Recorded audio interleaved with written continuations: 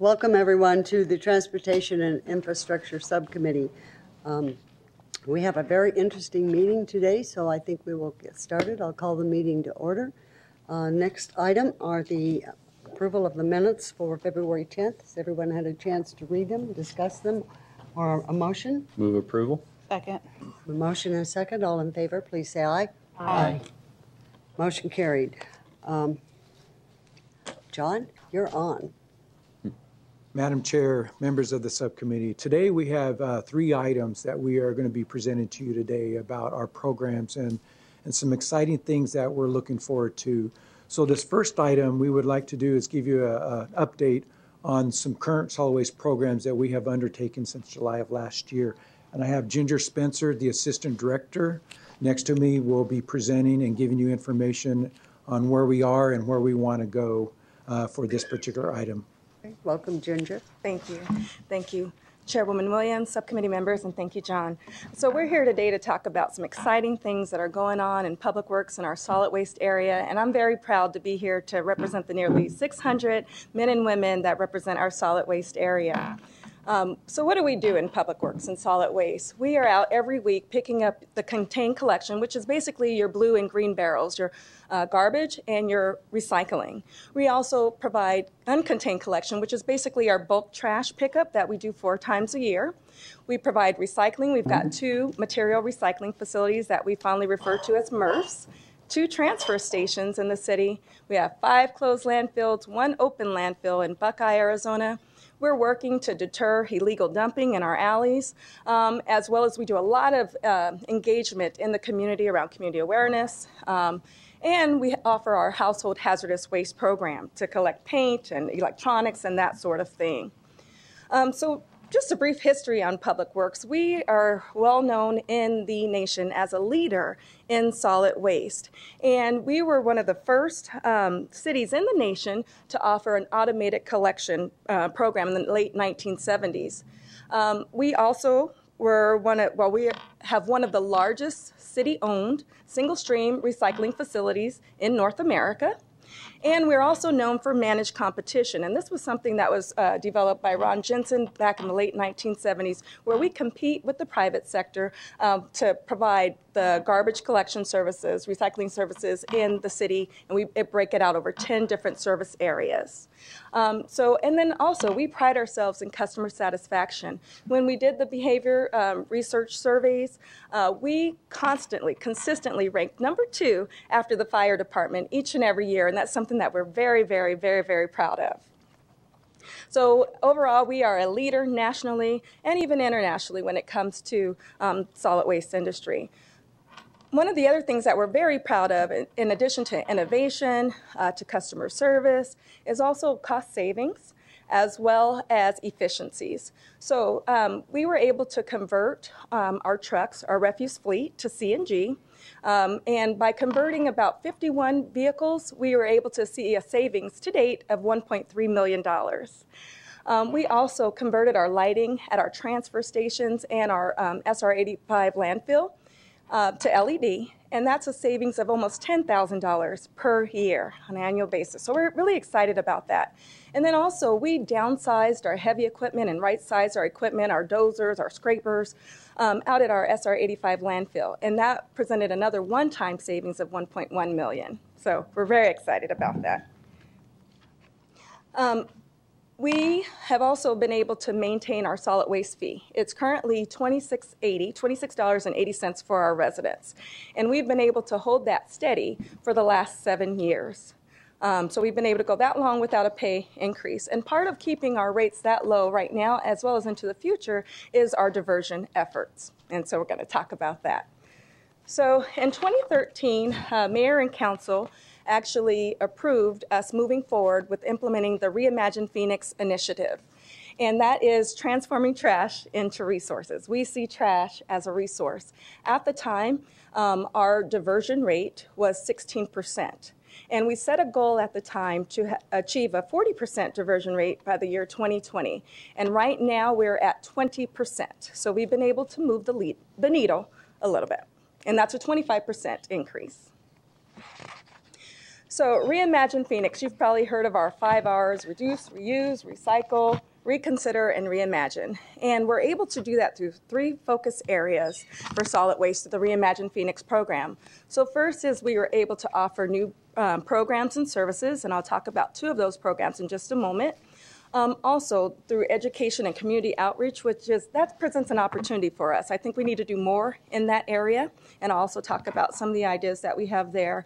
And then lastly, the third prong is through public and private partnerships. And in our next presentation, John's going to talk about one of the partnerships, a great partnership that we have with ASU.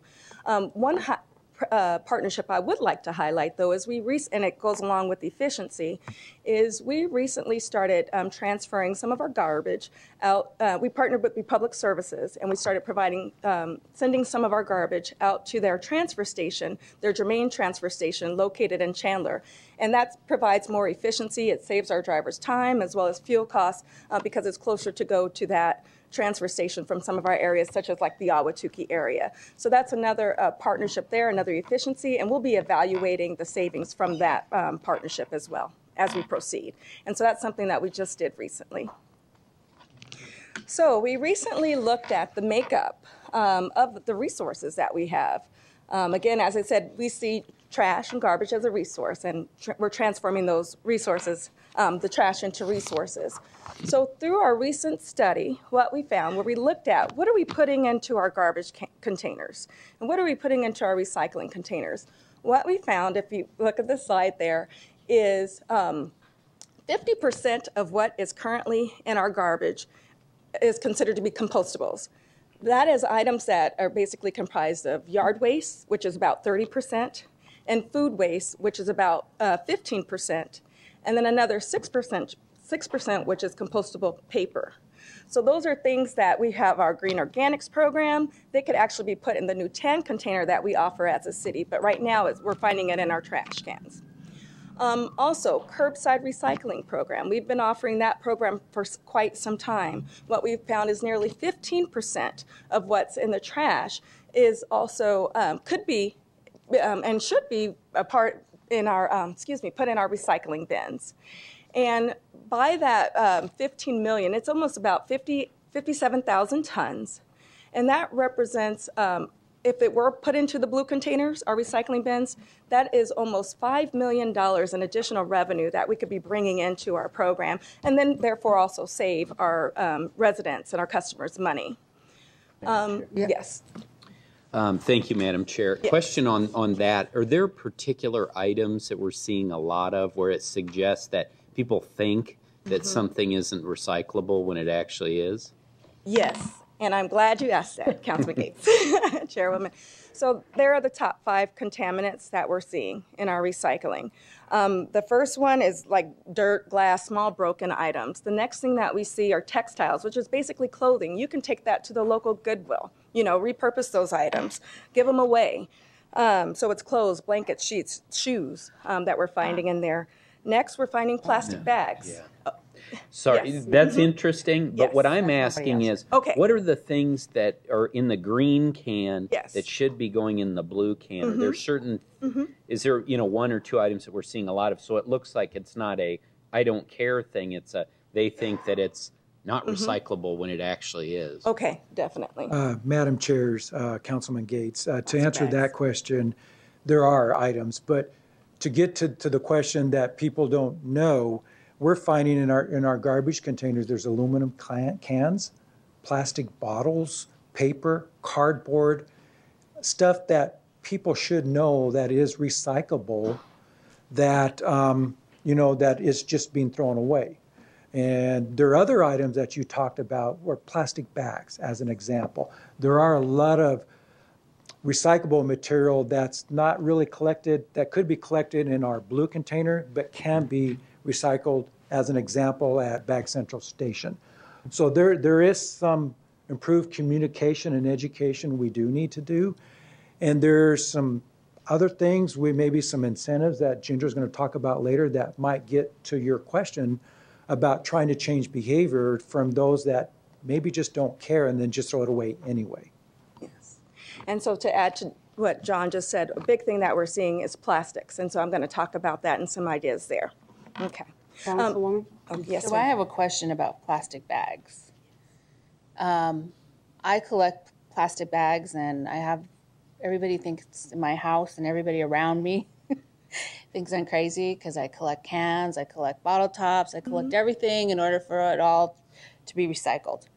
But bags, I have a confusion on bags. And here's why I have a confusion on bags. When I rip a bag or a bag's been ripped, there's a hole in the bag, it's contaminated. Do I still put it in the recycling blue can, or at that moment it is going into the green can? Yes. So Chairwoman Williams and Councilman Pastor, plastic bags, very interesting discussion around plastic bags, and there's still a lot of confusion around plastic bags. We don't want plastic bags to go into the recycling bin at all. What we would prefer is that you take the plastic bags and actually donate them and put them at your local grocery store or retail store through our Bag Central Station program. So I was doing the same thing. I was keeping plastic bags. I'd actually put my recyclables in my plastic bag and put it in the blue bin, and I learned I'm not supposed to do that. I thought I was doing us a favor.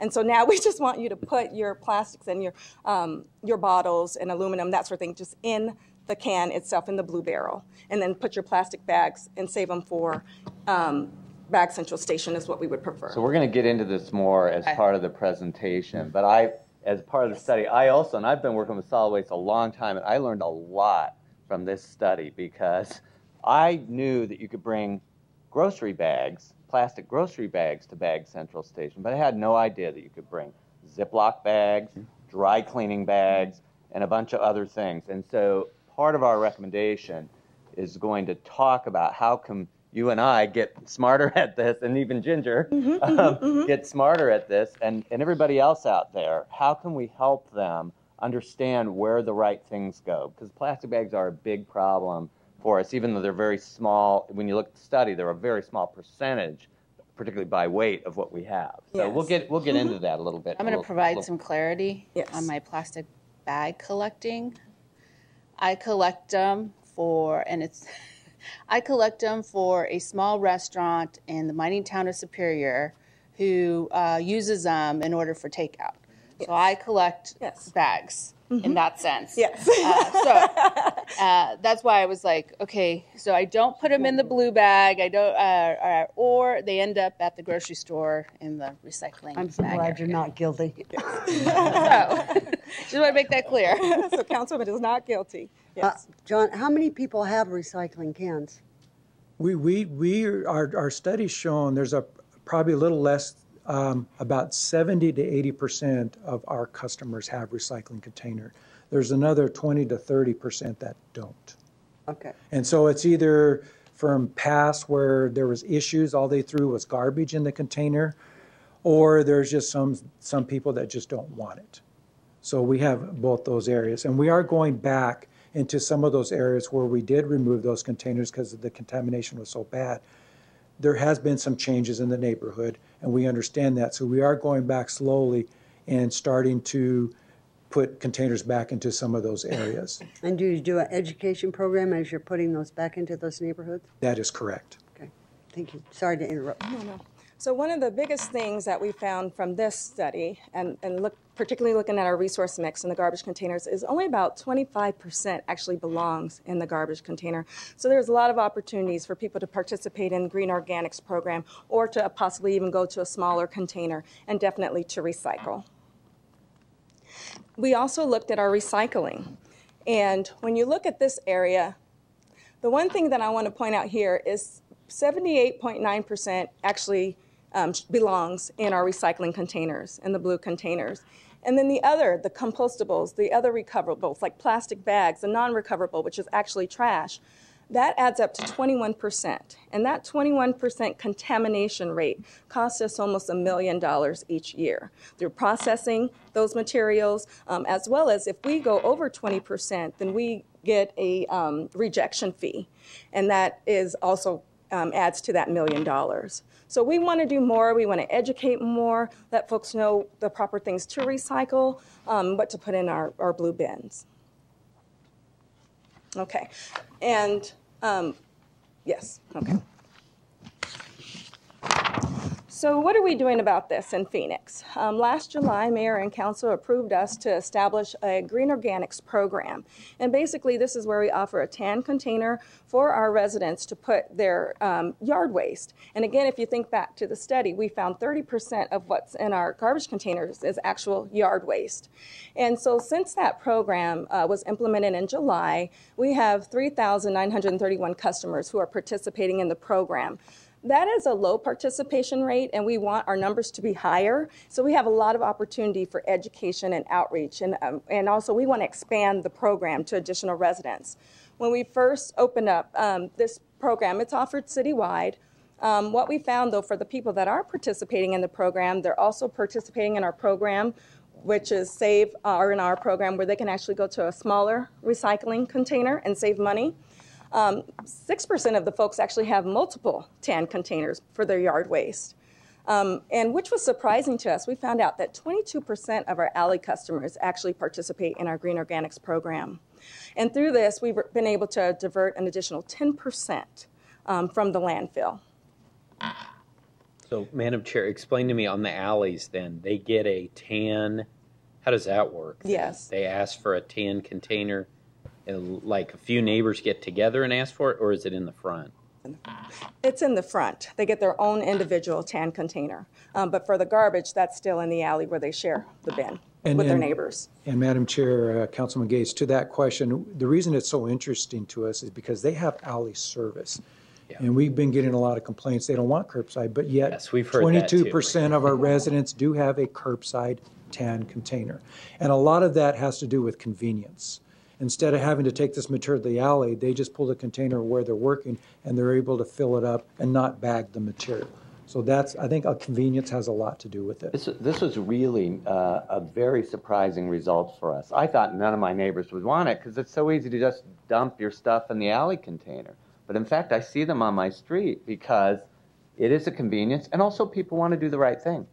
They don't like the idea that they're throwing bags of grass clippings in an alley container when they could be brought to and be part of a mulching or composting program. So one of the things that we want to do is expand our Green Organics program. What we found is since January, we have about 100 new customers that are joining the program each month. But we want that number to be bigger. So what we did is the light green points, I know this is a little busy, but the light green dots, that basically represents our current customers. And so what we were able to do is use our data, our business intelligence, and go in and figure out where are the folks most participating in what areas. And those are the areas that we want to expand in. So to the west, there are about 10,000 more customers that we could reach out to participate in that program. And that boundary is 43rd Avenue to 23rd Avenue, Glendale to Indian School. We also looked out to the East Valley. And again, there's another 8,500 residents that we could reach out to in that program. And so that would be 16th Street to 48th Street for that area, Thomas to Van Buren. We also looked in the Northeast area. We've got 2 service areas in that part of town. And just in North Phoenix from Cactus to Dunlap, 23rd Avenue, 40th Street, there are about 10,300 customers that we could reach out to in that area. And then if you look at the area from Bell to Cactus, which is the area number 4, that's 24th Street to 40th Street and 44th Street, and that's almost another 10,000 customers. What do you base that on? This is actually, we look in our CC&B billing system. It's our billing system, customer care and billing system. And we actually look at our residents, our customers that are in each of those areas. We also, when we first implemented the program, we looked at basically which homes have a lot of yard space that were actually getting rid of a lot of yard waste. It might be farms in the area and that sort of thing. So we did look at who would the best customers be? And so now what we're looking at, though, is, okay, now who's participating and which surrounding areas should we reach out to first? And also to add to Ginger's answer, Madam Chair, members of the subcommittee, as part of our business intelligence system, we analyze residents and customers that had multiple green containers. in areas that we saw where there's high vegetation, and we felt they were using their garbage containers for vegetation. So those are also areas that we focused on based on our system analysis as part of our process. Okay. Thank you. Can I ask a follow-up question? Yes. So you mentioned that one of the criteria used was areas with farms, and I think to me that is okay. Levine would be the area where I see more farms, and it doesn't look like we're offering. That is correct. We do have a few little green spots in that area, and that's something that we would like to reach out to in the next phase. But right now, these were the areas where we had the highest participation. But we would love to work with your office to kind of get the word out about this program, and we think that they would be able to benefit from it. You're right, there are a lot of farms still in the Levine area, so thank you for pointing that out. And then the last area is our area number 1. Area number 5, which is a northwest Phoenix area. And that's 51st Avenue, 7th Street, Deer Valley to Beardsley. And again, areas there. So these are actual residents in that area that are not currently participating in the Green Organics program that we think we can reach out to.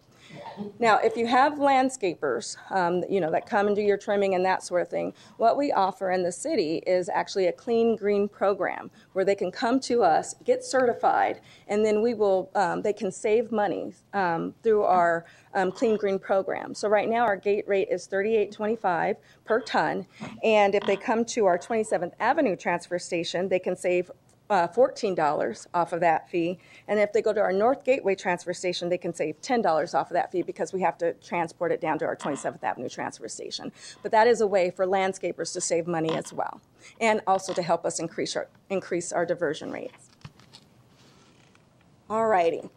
Another thing that we've seen in other cities as far as trying to increase our diversion is pay-as-you-throw programs. And in Phoenix, we have a Save As You Reduce and Recycle program. And that is our version of pay-as-you-throw. And that's where we offer our customers an opportunity to trade in their large container for a medium-sized container and save $3 a month. And so by doing that, this helps families that are single residences or single family seniors, empty nesters, basically individuals that are throwing away less trash. They can go to a smaller container and save money by doing so. And then also too, by doing that, hopefully they're putting more in the recycling bins and saving money. So in this program, again, another opportunity for us. We need to continue to get the word out about our programs. So again, we need to increase the participation in this program. We have almost 5,900 customers in this program. 5% are also participating in our Green Organics program. If we recall from the study looking at our garbage, 65% of what was in there could actually be diverted, right? So we're finding that there are some families that could benefit from a smaller container. And again, we got to continue to do increased outreach education in the community. And so just to point to really emphasize here, this program was offered to everybody. So the other program was offered in a slow rollout to limited targeted areas. So just a difference because this one, we're already collecting green barrels on their street. It doesn't matter to us. I mean, it's wonderful if they're smaller, but I mean, it doesn't impact routing and all that kind of stuff as much. And so that's why this one was offered citywide versus the other one, which is rolling out more slowly. When you say this one was offered citywide, the smaller container. The smaller container versus the Say R&R program, which is a smaller container program. See, I'm sorry. I really think the whole green organics needs to be incentivized. Mm-hmm. Yes. And I think that's where you're going to see the participation happen. Mm-hmm. Or you trade in a large container for a medium and you get the green organics. Yes. I am honestly saying that we did not show you our presentation ahead of time, but in fact, we're going to be talking about exactly that. So through our Save As You Reduce and Recycle, it's really about reducing our waste, reducing your bills, and recycling more.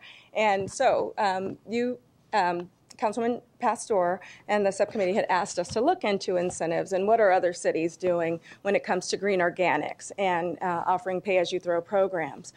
So what we found, if you've got Phoenix at the top, we've got our large container, 2680, medium size, 2380. We don't have a small container right now. That would be basically like a 32-gallon container. And then we offer our green organics program for $5. If you look at the city of Austin, they're basically, when you look at the large container, they're charging almost double of what we do in Phoenix. They have the medium-sized container, and then they have their small container for $16.45. And the green organics program is included in that as an incentive. And then the other cities that we looked at, though, that do offer pay-as-you-throw programs, they do charge from basically almost $4 to $10 on the high end. Madam Chair, as I look at this chart, it jumps out at me how much more expensive it is for San Jose and Seattle for large cans, and I see our friends over there from Republic Services. And between them and you, maybe you can comment on that, why such a disparity? Yeah. In San Francisco as well. Madam Chair, Councilman Gates, to comment on your question, a lot of that, it's hard to compare apples to apples and programs. They're all different. And so when we talk about San Francisco, Seattle, and San Jose, they don't have voluntary programs. They have mandates that require things to be done, which created extra work and for their program as well as others that are picking up these systems. And so because of that, their programs are so much more. And an example for Seattle, they're paying over $100 per ton to dispose at a landfill, as an example. And so that's why these curbside programs are so expensive for some of these cities, because they have to pay such high landfill rates. So land is not cheap up there. Disposal is not cheap in any of these other areas that you see here on the screen. Yeah, and they are all automated as well, except for San Francisco. They probably have a combination of both, but I can let Republic Services comment if they want to later on. So for us, we have a very efficient system. Land is very cheap, and our disposal costs are very cheap as well. So that's why our monthly fees are so much less too. And don't they also have a very strong recycling program and a huge push in those three cities of reducing waste? And so the incentive is to reduce your waste so that you can pay for a small can or a small barrel.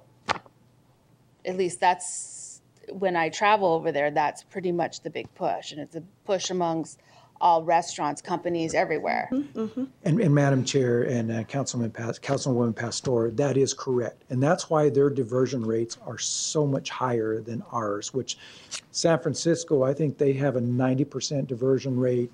Seattle and others have probably 60 to 70% or greater diversion rates. So you are correct. These incentives have allowed them to divert a lot more from the landfill. Can I ask a related question? And then can you speak about our environmental fees from the state of Arizona and how it compares to California? So if you contaminate water and some of those fees, how does it compare to? Madam Chair, Councilwoman Gallego, I can't really answer that question. Relates to other states and cities, and maybe Republic Services could. But as it relates to here in Phoenix, we do have a lot of environmental controls in place to monitor whether it's water quality or air quality related to our landfill programs, which is not cheap. We probably spend anywhere from $1 million to $2.5 million per year just monitoring and maintaining these environmental controls. I can't answer. My understanding is the penalty is much higher if there's like battery waste contamination in some of our. Well, as part of their program, there is a lot more areas. As an example, Seattle, you do get fined if you put food waste in your garbage, or if you put green waste or recycling, you get fined in these cities for not doing the right thing as it relates to those programs. But I think the penalties in some of the other communities are also higher on the operators of the facilities if they do have environmental contamination. We can research that and find out. That I don't know. Yeah. And what we do know is a lot of these other cities, they do have mandates, fees, fines, but we can definitely research this and then provide that information to you. I'm just doing the math. Yes. So I'm looking at Seattle. So if I have a large container and I want to save some money and go down to a medium, that's about $30 That a is month. correct. Yes. What they did, Councilwoman. But 60 for yes. small. Chairwoman Williams and Councilman Pastor, you are correct. What they did for San Jose, yes, for San Jose, Seattle, and San Francisco, they set the rate for the small container, and then basically they doubled it for the medium-sized container and then tripled it for the large container. And so what we found was, on average, it was at least a $16 differential, but as high as $30, to your point. I think that's the real message of this slide, and something we're learning, and we're going to come back to you with after additional studies. We're not recommending anything today, but the message of this slide is our incentives to change container size are not very big in the scheme of things compared to other places that have a more robust pay-as-you-throw system. And that's something we want to take a look at. Part of our recommendations today is that we're going to come back to you and think about how we might want to change the incentive structure. Should we introduce a small can? Should we make green organics free or cheaper, and then make the differential between a medium and large can bigger to create more incentives? We don't have any specific recommendations about that today, but we clearly see that people who are have an aggressive effort to divert waste are creating greater incentives for people to participate and do the right thing by the system. And so that's something that we're definitely have learned through this study process. And that's correct. So I'll go on to the next slide, which is plastic bags. You asked us about plastic bags.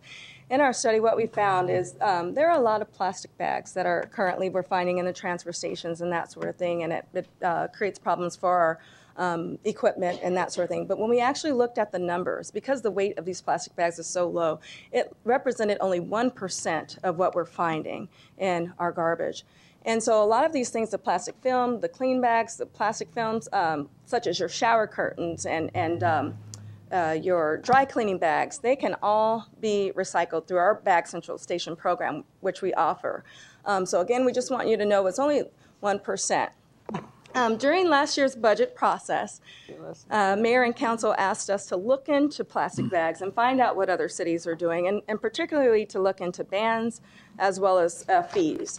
And so, as you know, in California, they do have a ban on plastic bags, and they actually had a 10% fee for paper bags. And it's done throughout 200 communities in the area, including San Francisco and Los Angeles. Other cities that are doing it, Washington, D.C., Austin, Texas. Locally, Bisbee, Arizona has a ban on plastic bags. And you may also know Tempe is considering a plastic bag ban, as well as Flagstaff. So these are what some other cities are doing. So you can mandate it, you can have fees, or you can educate. And particularly to California, there actually is a referendum to rescind that ban. Residents there got together and got it on the agenda to be rescinded. So the third option is education and awareness. And that's what we're looking to do, and that's what we've been doing, here in Phoenix through our Bag Central Station program. And that's in partnership with the with AFMA. And we do have Tim McCabe, who is here, representing that organization with us. And so that program was started in 2007. And what we do is we work with local grocers, Bash's, Food City. We also work with retailers, Walmart, Target, where they have bins where you can actually take your plastic bags and recycle them, which is what I do now. But we did surveys back in 2007 and 2012 through behavior research. And what we found is through this program, we were able to decrease the amount of plastic bags from 86% to 62%, almost a 25% change there. Paper bag use also decreased. And then awareness about the program, recycling for plastic bags was at 65%. And then the awareness of the stations was 43%. So what we're finding is our program is effective, and what we would like to do is actually to expand it to include more retailers as well as restaurants. And we also want to set a diversion goal as well, where we would reduce the amount of tonnage of plastic bags that we're seeing at our transfer stations by 20%. So that's what we found here with plastic bags. Okay.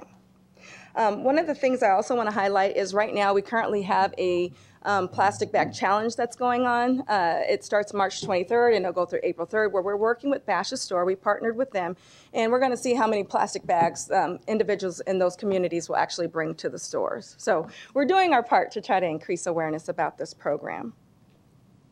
Can I ask a question about that slide? Yes. So we believe that 62% of customers right now use plastic bags and that 38% don't?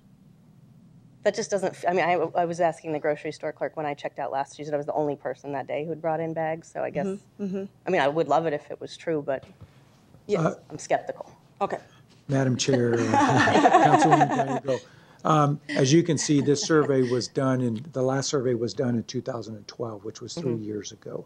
And so we're finding that we need to do a better job of communication and education and increase what we currently have. We put the program in place. We had a huge focus in 2012, at that time between 7 and 12, a huge focus on communication and education and working with the retailers. But since that time, it has really slowed down.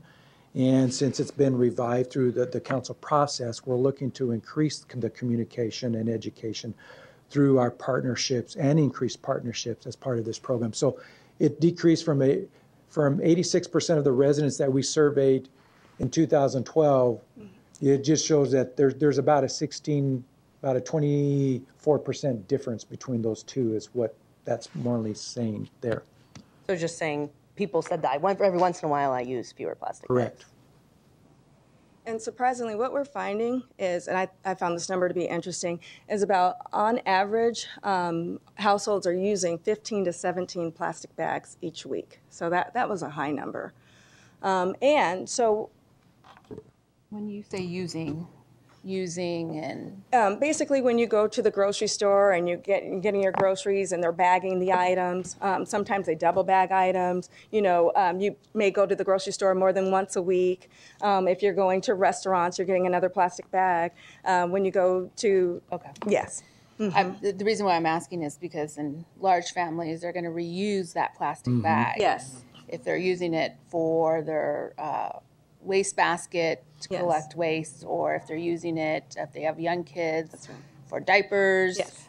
There's many reasons why families do both. And so that's why I'm asking, what does that mean? Yes, yes, you're correct. So expanding our Bag Central Station and talking about education and awareness, a lot of people think that the only thing that you can put in Bag Central Station are actually the grocery bags or retail bags, but there are a lot of other plastics that can actually be put in to the bins that are participating in this program.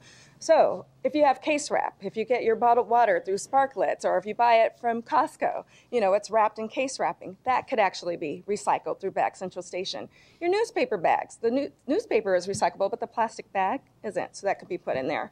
You know, the wrapping for your toilet tissue, for napkins, that sort of thing, especially, you know, if you go to Costco or even the regular grocery stores. Food storage bag, produce bags, again, bagging, you know, your bananas and that sort of thing, bread bags, and then even air pillows for packaging. And then another one that's not up here, but is, again, your dry cleaning bags. Those can also be taken there as well. So there's lots of opportunities for us to increase our education and awareness when it comes to recycling. Madam Chair, let me just say, too, as we received the results of this study, and I learned it and I changed, I would say just for me personally, I just took every one of those things, and I was only bringing back plastic grocery bags, which I rarely had anyway. The volume of what I bring back to the grocery store is probably 4 times what I used to bring before I learned this information. Now, I learned it because I work with these guys, but we got to get our message out to be able to make sure that other people learn it. and also increase what they're bringing back. And that's a really, really important thing we need to do. So I'm sorry, you had a question or comment? No, I appreciate your suggestions in the presentation here. I also appreciate that you didn't play the PSA that I did with the gorilla a few years ago on Bag Central Station. Thank you for your restraint on that. But and that's a good point too. I think for me, I mean, I learned a lot doing that. You know, all kidding aside, doing that PSA, and then I was surprised to see how many retailers don't participate in Bag Central Station.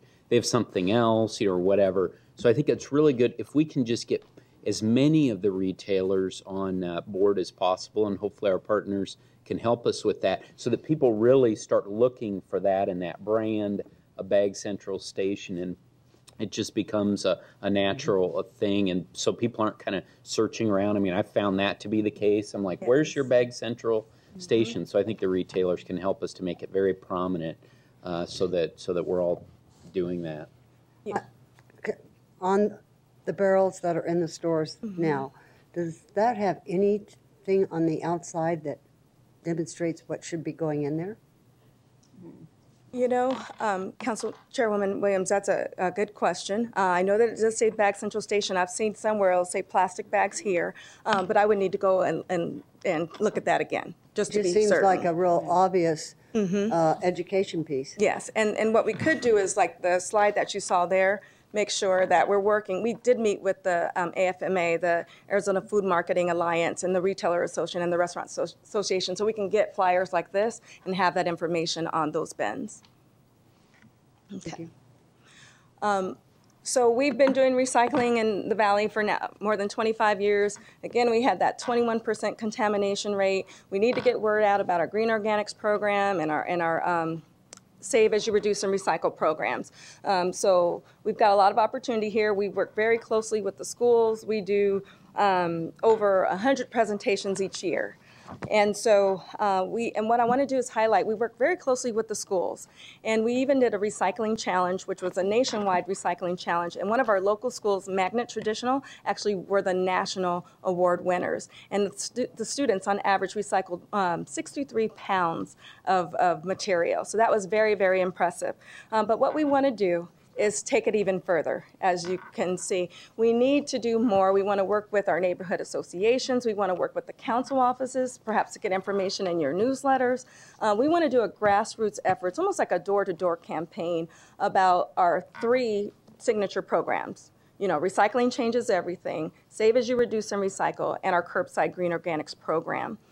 One other thing that we have an opportunity to do is, as opposed to using a third-party media buyer, there is also an option for us to use our internal resources. We have a fabulous public information officer, Yvette Roeder, as well as an intern, and they would need training and that sort of thing, but perhaps we could buy media internally to help us also get the word out, and that would be through television, through radio ads, and that sort of thing. But again, what we want to do is focus on using our internal resources to help us get the word out about these programs.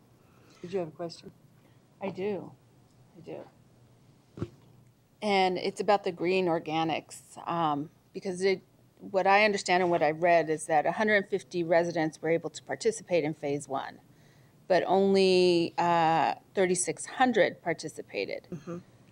How were they informed, or what was given to these 150,000 to participate? Yes. And were they contacted? How many contacts were made with the 150? That is correct. Madam Chair, Councilwoman Pastor, that is a very good question. And we did several things through council newsletters, through the media, as well as we did individual postcards to each of these 150,000 residents. And we're finding out that sometimes that works and sometimes that doesn't. As you know, we get a lot of information in the mail on a day-to-day basis. So as Ginger mentioned, there's some things that we want to do differently, and we're looking at possibly doing door-to-door campaigns with our employees to let residents know about this program. So that's how we did it the first time, is just through many different forums as well as individual postcards to the residents. Okay, so did you, I guess I'm now digging in.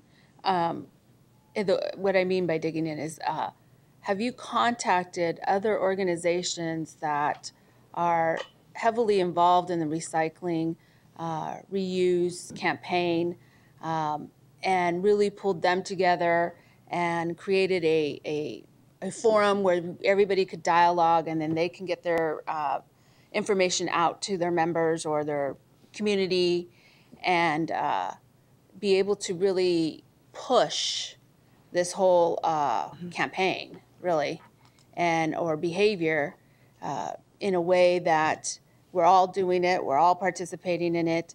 I think one of the struggles I have is that we're asking people to change their behavior, but within our own backyard, behavior hasn't changed. And so I struggle with that. And I try to be a role model of like, that's recycle, go clean it, yes, put it in the can, and staff kind of looks at me like I'm crazy, but that's okay. But even within our own home, yes, we don't practice that. And so I think it's hard for us to preach when we're not even practicing. And so I want to see, I would like to see a bigger campaign within our own workplace, yes, and then really demonstrate and push out. And that's a great idea, and that's exactly what we're talking about doing. Part of that also would be doing a campaign here in City Hall with our employees and that sort of thing to increase education. And to your point, we want to partner with other organizations so we can leverage our resources and network, that sort of thing. And what we found is, I've been looking at other cities, and there was a city in California that did a door-to-door campaign, basically, grassroots, out at community events, promoting the programs. And they achieved, within a 6-month period, they achieved a 30% participation rate compared to our, where we're trying to get to 5%. And so that's why we want to do this grassroots, door-to-door, just getting the word out and getting people to participate, but leading by example, starting here in City Hall. And Madam Chair and Councilwoman Pastor, you are correct. And there are areas in the city that don't recycle. There's our areas in the city that don't be part of this Green Organics program. We are working with those departments to better educate and communicate the importance of these programs and how it can help them and help their bottom line as well. So we're working through that process and having a better campaign internally. Because you're right, we have 14,000 employees that could get this message out on a citywide basis. And that is a focus we are going to be working on to make sure that everybody within our organization understands our program. That could be our ambassadors out there in the community to better understand the importance of what we're trying to do here. Councilman? So as a follow-up to that about what we're doing in our own house, so does the Parks Department, I mean our golf courses, everything, all of our clippings, they're all going into a tan container? Are we? Madam or Chair, some of that going to Councilman landfills? Gates, there are some that are going to the landfill, but Parks has been a really good partner on trying to change their behavior on how they dispose of material. So we're working really closely with Parks, not only to figure out ways that they can dispose of this material differently, but working on some potential pilot programs that we're going to talk about later that could help utilize the material that we process from the green organic material to be put back within their program as well. So Parks has been a really good partner as part of our process. And one thing I do have to say about this pushing out through our materials and everything is the fact that a lot of people can't do it right now. So that's I think that's holding us back. And I understand there's a pilot program sense to this, but I send it out and have people who are excited. I think like Councilman Gallego's kind of referencing these farms in Levy. They want to get them, well, you can't do it now. So I think that's a bit of the challenge too. And I mean, I think, for me, I would push this as far as we possibly can to get it as broad as we can. And I think part of the message on this is, look at those prices up there. Look at what some of these other cities are charging. By doing this, by taking control of our own destiny, by adopting the tan bins, we can avoid that kind of a future. I mean, again, it's not apples to apples, right, because there are things, but clearly if there's going to continue to be this push, and if we can do these things by doing the tan bins, there'll be less pressure to have significant increases on the green bins. And Madam Chair and Councilman Gates, yeah, to that point, you are correct. And we are looking now into the future because we don't want to become one of those cities where we're going to be paying $100 a month just to collect garbage. And so we are looking to make sure we take care of our future. And by 2050, with population projected in the region to double, imagine how many miles we're going to be traveling, collecting. So if we can put programs in place now, that'll help us for the future as well. And to that point, our friends at Republic Services would tell us, it's going to get harder and harder to develop new landfills and to open new landfills. So we need to be on top of that for that reason as well. Or even build new transfer stations, that as well. So our presentation today, we are seeking subcommittee direction to further explore pay-as-you-throw options, seek community input, and then come back to the subcommittee at a later date, possibly the fall, to have more discussion on that and possibly even a recommendation.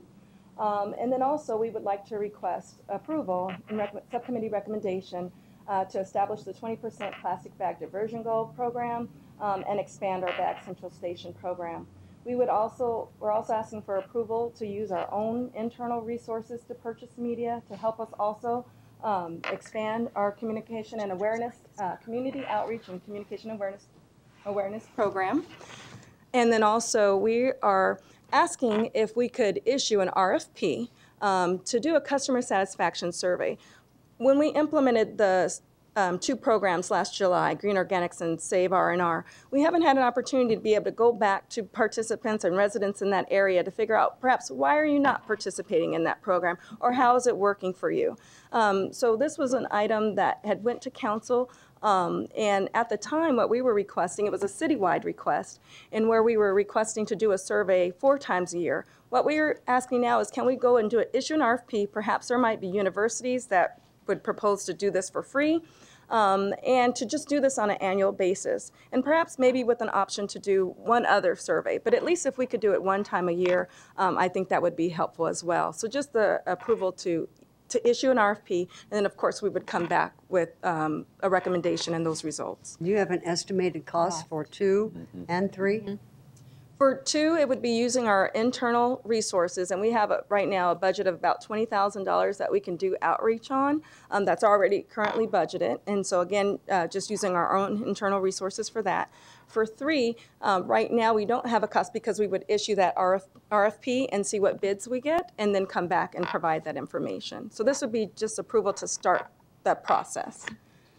And I think in the packet it also said for an annual customer survey. Yes, yes. Any questions, comments? I have some questions. Okay. We saw the customer satisfaction survey data, and it talked about people saying they did it more often. I would actually be more interested in like point of sale data, and if we're going to be making decisions about plastic bags, I feel like that might be a more reliable metric than asking people, did you occasionally use fewer plastic bags? Okay. So that would be something, if we do move forward with research, that would be more useful to me. Okay. When we started Blag Central, I was under the impression that we were going to be also at convenience stores. What happened with that? Madam Chair, Councilwoman Gallego, when we first started Bag Central Station, we did look at that, like the Circle K's and those smaller convenience stores. The issue that some of them came back and talked to us about is those convenience stores don't have a whole lot of space available. And so they felt it would be very difficult to have more of a Bag Central Station program. They also had issues as it relates to transporting the material once they collect it. As an example, Bashas', they have a great program where they bring material to the store and then they take the material back to their warehouses. Well, the Circle K's and the other smaller convenience stores don't have that option most of the time. So, however, they were, at that time, they were part of our program and they were supposed to help educate and communicate the importance of recycling plastic bags, which in reality did not happen. So our goal this time is to make sure that everybody's involved in the process, whether it's education, communication, and having visuals talking about the program, as well as having Bag Central Station as part of their program as well. Wonderful. Like Councilman Gates and I had the pleasure of working on a phone book recycling program 3 years ago. So the city, I believe, opted out of telephone directory delivery for almost all apartments. Have we done anything since then? And I couldn't tell from this I mean, there was certainly a huge amount of the volume was paper, but at the time we found 10% of people use their telephone directories and 2% of people have opted out, but Right. the vast majority, something like, what would that be, 88% just toss them or use them for a non-telephone directory purpose? Madam Chair, Councilwoman Gallego, we do get a lot of phone books into our system. However, it has been reduced a little bit. What we can do better is communicate more about the opting out program as part of the process. And it does work. I did it at my house, and that program does work. You don't get phone books anymore. The other area that we're looking at possibly is the junk mail part. There is a process for opting out of junk mail. So we, again, need to do a better job of educating communication residents of all diversionable type programs, whether it's composting at home, you know, the green organics program, recycling. So we got to do a better job of packaging the overall program to make sure that we can divert as much of the material from land. And again, this is what we call aversion. We don't want that material to begin with. So if we cannot collect it, that would be helpful as part of our program. Wonderful. Well, I think when it's time for a motion, maybe we could include reviving that educational effort. Councilwoman Pastor and I had at the last time we had this item on green organics, talked about outreach to landscaping companies and seeing if we could involve them. How is that going? So we are still working on that. Again, we have our Clean Green program and getting the word out about that. But then also we're looking to try to there's a conference that's going to include landscapers. And so trying to participate in that conference to get the word out about what we're doing. So those are some of our efforts there, but we're working on that. And then this data, when we first voted to move, well, some of us voted to move forward with it, we talked about that it could help us drive businesses, and we'll have that in the next agenda item. But can we talk about how we've shared this data so that businesses who might be able to repurpose or reuse the material can understand what's in our waste stream? And Madam Chair, Councilwoman Gallego, that will be our next presentation. Okay. We'll give you more detail at that time and how we've used this information for what you just talked about. And also to add to what John said as well, is we wanted to come to the subcommittee first to present our findings, and now we're definitely going to work with community and businesses, and we've received requests for the information, so we'll be sharing that with other communities as well and businesses. And then you mentioned 20,000 for media using internal resources. Is that that's gonna move the numbers? Madam Chair, Councilwoman Gallego, that's going to be a start. We're going to try to do as much as we can as it relates to earned media. So can we earn media from whether the newspaper, television, social media, whatever? And so we're going to do everything we can to do that part of it. We are, have a successful program that we found in other cities, you got to spend money to communicate and educate to residents. And we're going to do everything we can to take advantage of everything that's out there. $20,000, I could tell you it's not enough, but at least it's a start to get started, to move our program forward. And then from there, we can come back at a later date, once we have a bigger media plan on what we think it would cost to put a great program together to communicate and educate. As part of this, the survey, are you going to ask why you don't? Yes. On each item, or find the reasons that they don't? Because I would think that would then play into your education program, is dispelling a lot of the myths, educating on what can and can't be and which barrel it should go in. That's right. Madam Chair, members of the subcommittee, you are correct. Surveys have played an important part of our program to better understand residents and why they do things, and why they don't do things, and what's important to them. It's more efficient for us to do it through surveys than it is to do either door-to-door campaigns, where it takes a lot of resources for us to do that. So we have found surveys an important part of our process, and we've used that data to help sometimes move our communication plan and what we've done in the past forward, and how we've communicated and educated our residents. You have a question? I have a comment. about surveys, but it's all about the crafting of the question in order to get to the heart of what we're trying to get to. So it all depends on what questions you're asking. So the bottom line is what is it that you're really wanting to get to? Changing behavior? Or what's that? To me, it's a backwards design where you start in the backwards and in saying, we want to change this behavior. How do we change it? What are the questions that we need to ask in order to understand why they either have that behavior or what is needed to change it? So that's where the master of fine-tuning and wordsmithing and crafter question to get to where we want to get to. That's correct. And what we really want to do is increase participation and, and have individuals take advantage of these programs and help us to divert. Do I have a motion? Can I? I'd be happy to throw a motion, but then I had some comments as well. So I'll move staff's recommendation with the addition of reviving the educational efforts or reinvigorating the educational efforts on the phone book recycling program. And then as well, I'd like to add on with respect to number 1, with a particular focus on getting the convenience stores participating in this program. And may I ask a question? When you talk about convenience stores, are you talking about the mini gas stations that have a mini mart or whatever? Because I would think they have sometimes more space than like a Circle K does. Yes, I mean anybody, any retailer who is giving the customers stuff in plastic bags, we ought to be working with. Do I have a second? Second. Okay. Further comments? Go ahead. Yeah, if I might. Have we talked to the media outlets about donating time, them donating time for PSAs? If not, I think we should. Madam Chair, members, Councilman Gates, no, we haven't, but that's a great idea, and we can pursue that option as well. And then the second thing too, when we're crafting, and I'm no media expert, but when we're crafting these media messages, just because sort of where I am politically, what I talk about with sustainability is saving money. Because there's some people, they hear about the environment and they shut down. They just don't want to hear about it. And then you say, wait, hold on. This isn't about, this is about saving money. It's about keeping your rates low. People start to perk up and they're interested. I mean, we've done all the Save the World messages, and that's great.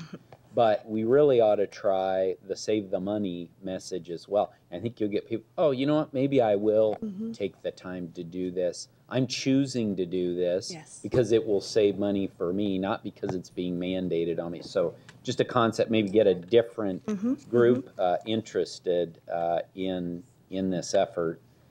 And that's why incentives work. Incentives work, I agree. That's why incentives work. And thank you. To that point, I'm very pleased. And I will, obviously I made the motion, so I'll be supporting it, but I'm very pleased that the approach you are proposing is not to ban plastic bags, but instead to work together as a community to educate people and to increase the diversion. Other comments? I just have a question about, I guess, sort of the motion. So if we move forward with the 20% plastic bag diversion goal, will we be measuring it with the survey we have in here or with customer satisfaction surveys, or how will we measure success? So there's 2 ways that we can measure success. One would be through surveys, and then the other option is we were approved for a certain amount of studies to do of our resource mix. And so we've only done 1 to date, and there are additional ones that we can do. So we would continue to look at plastic bags and then see how it's actually going down and measure it that way. Because I feel like I would trust the data more at point of sale than in the huge resource mix. Well, we would do it both ways. And to your point, like you said, what surveys looking at point of sale. Okay, so if this motion passes, we will have point of sale data will be part of. Correct. Yes, I have that. I mean, the film is not high by weight, but certainly by impact in shutting down our equipment. Right. It's a very real financial impact that. Yes. Councilman, did you have further comment? No, I was just agreeing. I mean, to the extent that was kind of a friendly amendment, I agree with that. I think that's a great idea. Thank you. I do want to mention, before we take the vote, Tim McCabe did not want to speak, but he is supporting expanding Bag Central. Oh, he's changed his mind and wants to talk?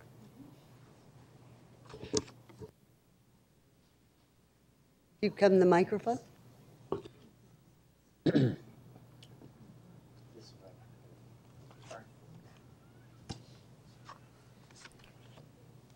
Yes, Madam Chairperson and committee members, my name is Tim McCabe, and I'm the president of the Arizona Food Marketing Alliance. And I first want to say that it's been our pleasure to work with John and his entire team now and many members of the council since 2007 on this program. Everything they've talked about today, we've seen the results, we've seen it firsthand. The awareness is growing. No, it's not where we want it to be. It is a challenge, as John and Ginger had mentioned, that there's still a confusion out there with a lot of consumers today of what do I do with my plastic bags. I think we've made some great progress on this, and we look forward to continuing to work with this. We have expanded it to several other types of stores, as John and Ginger had mentioned. I do have some concern, though, I do want to say about convenience stores and small stores. These stores, you think of them as a typical Circle K store, but it's not that. There's a lot of small independent grocers in all your districts, and they have very limited space in their stores. They don't give out a lot of plastic bags. They pump a lot of gas. They sell a lot of things, fountain drinks and things. They do have some plastic bags, but the primary user of plastic bags is our grocery stores, are places like Home Depot and Lowe's, and several restaurants. If we expand it to getting them involved with it, it does create a great inconvenience, as John and Ginger had said.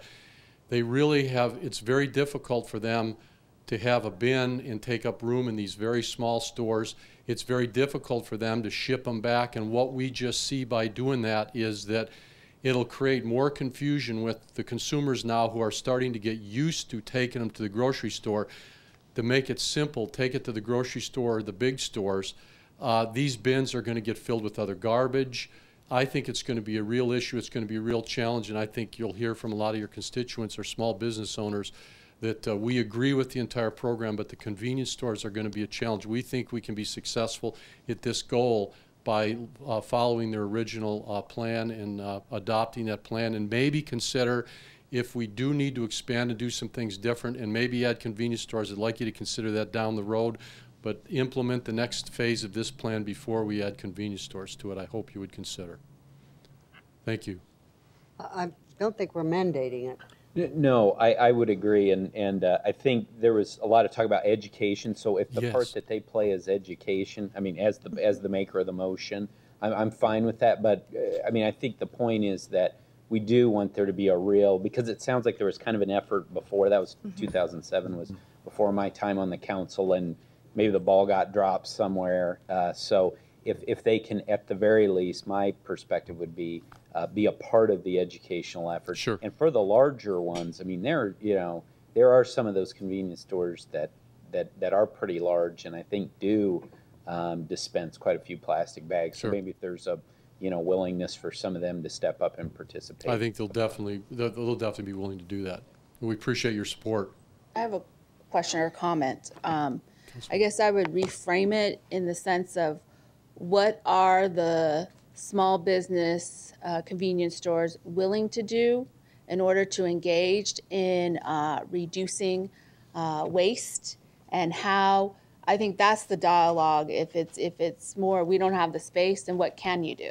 Sure. But how can you engage in this campaign, and which way, and how can we help or assist in the process? Absolutely. And I think we have to kind of like look at it in a different way of, okay, so, and I get, and the only reason I'm saying this is because I always say no, no, no, and then they're like, come on, let's move you, let's see where. So I understand the conversation, but I think it's more of how do we help? How do we help our environment? How do we sustain our environment? But also, how do we save money in this whole process? Right. And make it more efficient and effective. And so I think it would be a great conversation to have with them. and just see what ways we can engage with small business owners. Absolutely. They want to participate. They just can't do some things Right. like supermarkets can do. Yeah. So we appreciate that. The Thank volume. One more question? So just, would you approach them about displaying educational material about where the closest place to recycle is? Yeah, I think we'd provide them with what it would probably be, and working with John and his team would be, what are the type of things that we would take to convenience stores in general about recycling, and you know, maybe not just limited to plastic bags, maybe there's some other things as well. Is we look at some of our diversion goals, I know that they're going to be talking about with food waste and things, but I think there are definitely some things that we can talk to them about, or some things that they can do on a smaller scale than what a grocery store could do. That'd be great, because at least in my district, we have some significant food deserts where people really do their primary shopping at convenience stores. Right. And some of them have a 20-foot counter dedicated to glass pipes and 4 square feet dedicated to pornographic materials, so. Yeah. Including one across the street from a high school, if you're willing I to help. understand. I understand. Thank you. Oh, You know, one more? other thought I have too is Walgreens, CVS. I mean, talk about grocery store. The Right. CVS down here basically is a grocery store. #1 performing in the state.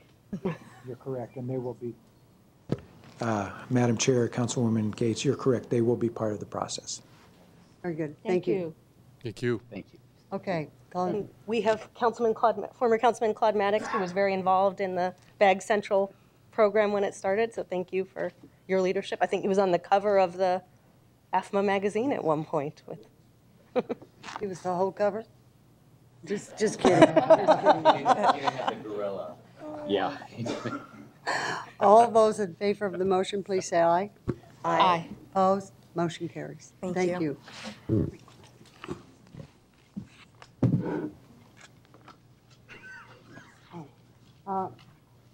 I have a request to take item 5 out of order, and that's the recycling and diversion for commercial and multi-service sections. Madam Chair and subcommittee members, while the staff is regrouping because they were getting ready for the next one. I understand. Let me just mention that this is really something that we put on the agenda as our initial dip of our toe into this water. We're not recommending anything today. It really is focused on helping everybody understand what the rules and regulations are surrounding this area for the city of Phoenix. What are the different options that are out there? And if there are areas that you'd like us to further explore, we're happy to move forward with doing so. This really came at, I think, in large part at the request of some residents who are trying to get recycling into their particular multifamily area, or are concerned that recycling is not happening in the commercial area. And as you know, most of what we do is in smaller scale residential. And so we just want to walk you through sort of where we are, what we do, why we do it, and what are the different options if you wanted to dip your toe in the water into the larger scale residential and commercial area. Okay, thank you. Madam Chair, members of the subcommittee, thank you. And again, I have Ginger Spencer here, the Assistant Public Works Director, with me to answer any questions we might have on this Okay, item. John, we're getting the hint that she's running this department. I've got a great leader. I'm teasing you. She's doing a great job. She obviously is. Madam Chair, just to give you a little bit of background and history, there's a state statute that allows the cities and towns to prescribe rules for the delivery of solid waste and recycling services. So with this state statute, Chapter 27 of the City Code, we have some prescribed requirements for the delivery of solid waste and recycling services. And as you see on the screen, the first 3 items are items that we prescribe in our program where we are required to provide that service. The city is. The next 2 dot points, which is the buildings with 5 to 30 or the governmental and nonprofits, we may provide that service. So it could be a combination of us and the private sector. The next dot point you see where we are not eligible to provide any service is apartment complexes with 30 plus units or commercial industrial establishments. So those are the areas where it's only provided by the private sector only. And as we did a comparison with cities in the city within the state of Arizona. And as you can see here, all the cities are prescribed, these cities you see on the screen provide residential service. When it comes to multifamily, there is a mix. The ones at 100%, as part of their prescribed within their code, they are required to provide service to multifamily and residential. In the other two cities you see on the screen, they may provide that service. So they compete with the private sector to provide multifamily service. And the other cities, as it relates to commercial, all the other cities you see on the screen, they do compete with the private sector to provide commercial service. So in their code, they're allowed to do that. In the city of Phoenix, we're not. Just to give you a little bit of background and information, we do have some city-owned facilities that we do provide, which are apartment complexes that the city manages and operates. And so as you can see here, of the ones that we do provide service, 5 of them already have recycling. There's an additional 14 that will be phased in with recycling in the next 6 to 12 months. And these range anywhere from 18 to 523 units. So we are providing, slowly moving in, as you mentioned earlier, we need to practice what we preach. Well, we are focusing on that process, working with the housing department to provide recycling services into city-owned apartment complexes. There is an area that we worked on as part of our process. We did come with a nonprofit that came to us and said, hey, we want to try recycling in the commercial sector, which is Roosevelt Row. So for 6 months, for 24 merchants, we did just a recycling only. We didn't do the garbage, we just did recycling. And we provided a weekly service. With that program, we were able to divert almost 15 tons of recycled material from the commercial sector as it relates to this program. We no longer do that program, but it was a good educational outreach to the commercial sector in that area on how they can recycle and what they can do. We have not followed up to see if the private sector is providing recycling services to that area, but we know we did provide some just to get them an idea and educate them on how that they could recycle as part of their program. We also have another pilot program that we're working with BASHIS on, and this is a 6-month pilot that started in January 2015, was also in conjunction with our Super Bowl program. We are collecting food waste only from one BASHIS store and 3 times a week, and we've collected about 1.5 tons of food waste. And this is a program that we undertake as part of our composting system that we'll talk about later to get a better understanding on how we can improve composting and how we can better understand how food waste can be composted in a system that we are currently designing at this time.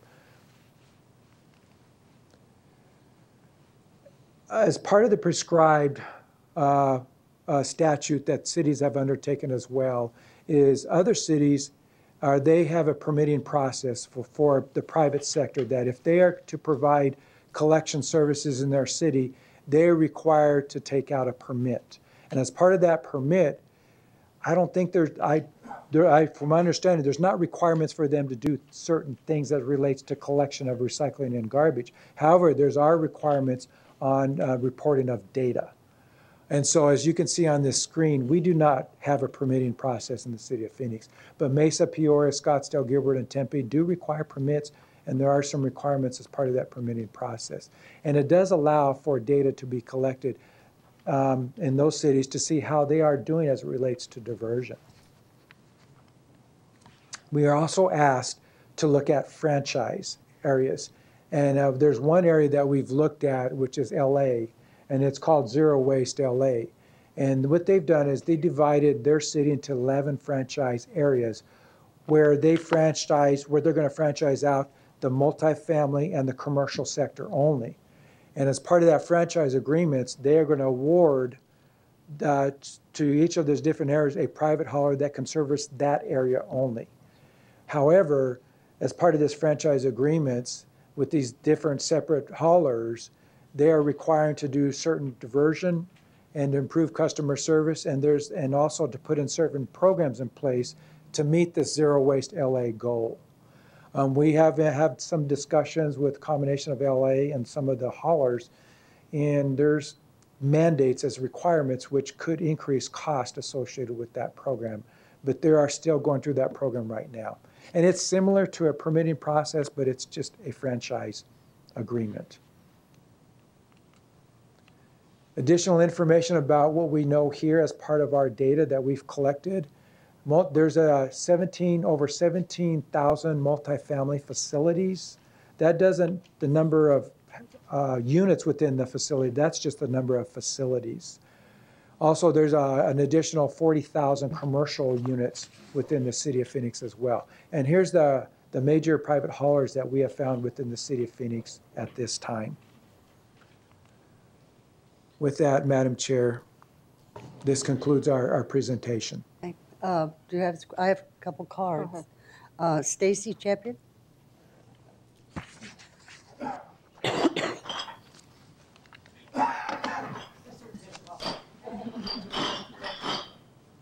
Thanks for shopping local. Yeah. Madam Chair, members of the committee, thank you for allowing this to be on the agenda this morning.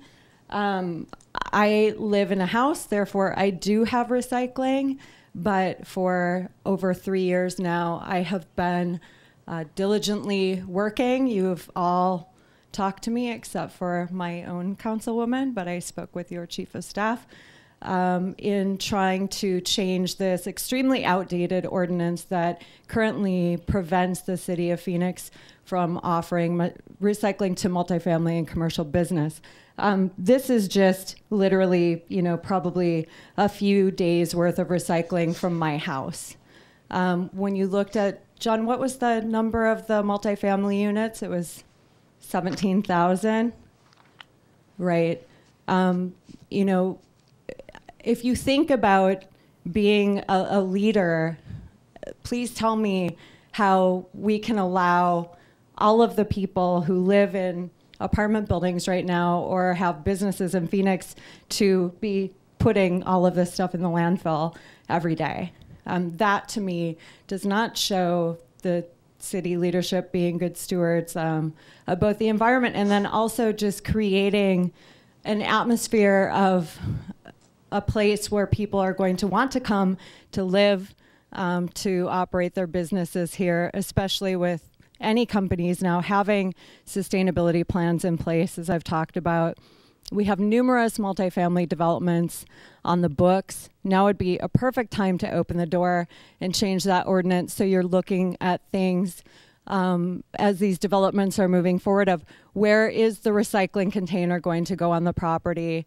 And though I don't see you guys getting to a point very quickly where you're mandating like we are seeing in a lot of other cities, which are attracting and retaining millennial generation kind of through probably Gen X, which would be my older generation.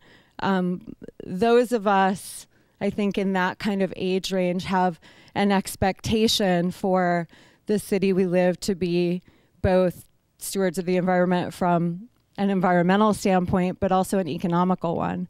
And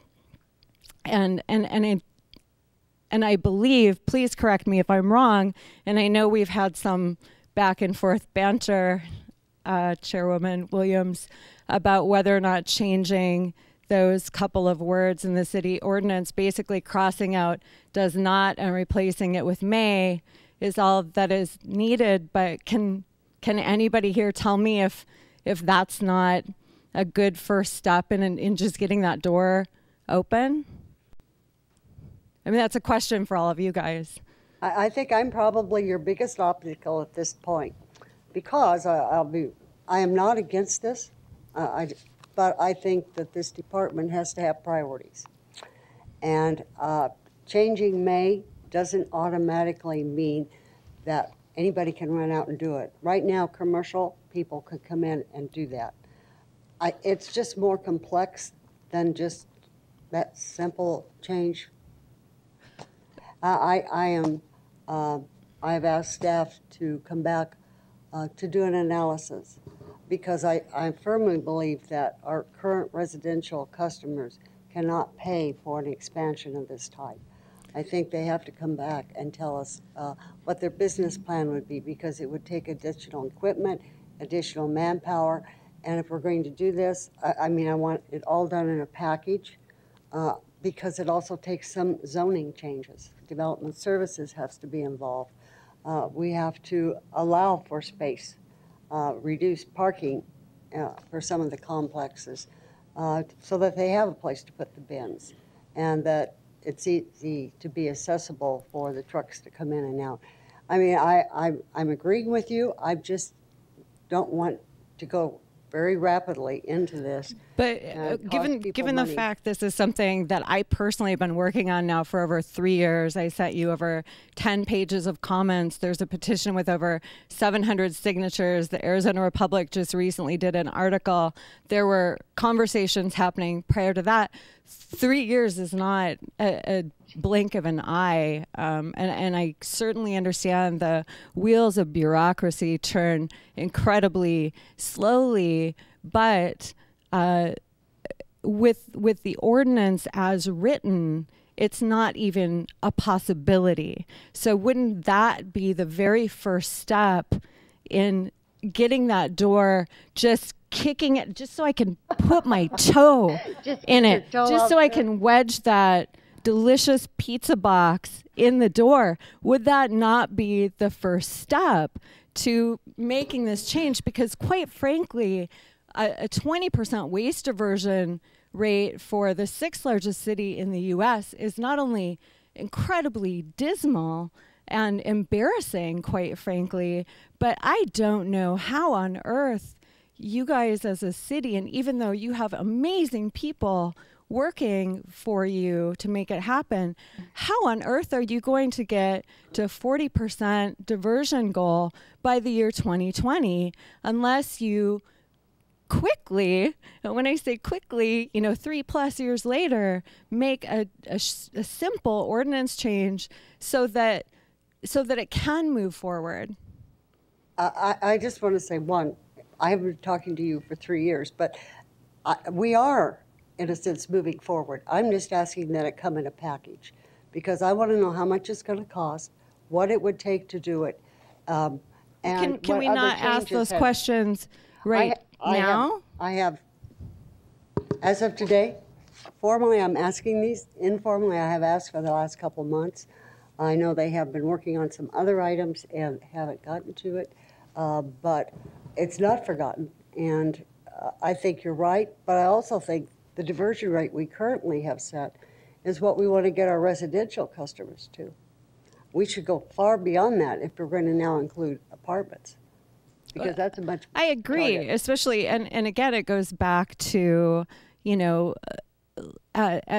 drawing in not only new business, but new residents and retaining those people. Philly was at 79% waste diversion years ago, and they're kind of our competitor population-wise. But I mean, can we? Does your team have the answer to that question right now? Like, if the ordinance were to change today, which obviously it can't because it still has to go to a full council vote, but if the ordinance were to change and it was started in small sections, or much like the green waste program, would there be a cost to the city right now? Can anybody answer that question? Madam Chair, maybe let me dial back for 1 minute. So the issue has been identified that we'd like to increase recycling in these sectors, both commercial and large-scale residential. There are multiple approaches that we just presented about how we might go about doing that. One way would be to create a permit system so that all the private haulers out there might have certain incentives or requirements to do it. That's one approach. Another approach is the LA approach, where you carve up the city, and instead of having private haulers go all over the place, they compete for a sector, and again, we either incentivize or require some sort of increased diversion. And the third way would be for the city to enter the market and be allowed to do it. So we're interested, I mean, one of the things we wanted to do is get your feedback on those different approaches, number one. Secondly, if we just simply change the ordinance, we are not prepared yet. We have not done a financial analysis of this issue. There's a huge capital investment that we have to make in trucks, and we do need to take care of the issue that you talked about, which is who's paying for it? Are residential customers going to subsidize commercial and apartments or vice versa? There's a lot of work that needs to be done if we decide to go in that particular direction. So, changing it, what I am concerned about from a staff perspective is if we change an ordinance next month, the next thing that's going to happen is you're going to say, Rick, can you come collect this apartment? And we're going to say, no, we're not prepared to do it yet. And people are not going to understand why that is. If we're allowed to, why can't we just do it? And it really takes, you've seen even just with our residential diversion programs that we just talked about, how complex it is to roll these things out, make sure that they pencil out, and make sure they achieve our goals. And so we have a lot of work to do on the single-family side. We're looking for your direction on this. If you want us to continue to pursue that, we're absolutely willing and happy to do that. But it's going to take some work and some time, and we can't answer those questions today about that I just laid out. Well, Rick, I think we have cut staff in every department trying to save money in the city of Phoenix.